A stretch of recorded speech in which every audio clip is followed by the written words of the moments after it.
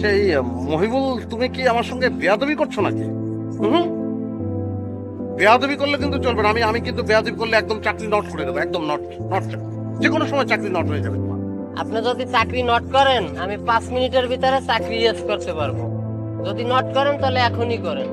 না না, তারপর আমার আমার মনে হচ্ছে তুমি তুমি সূক্ষ্মভাবে বেয়াদবি করার চেষ্টা করছো। বেয়াদবি করছো তুমি।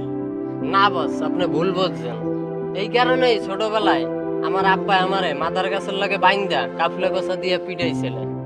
তারপর আমার কোনো সেন্স নাই। কি কাফলার কচা? এটা কি বলো তো, কাফলার কচা?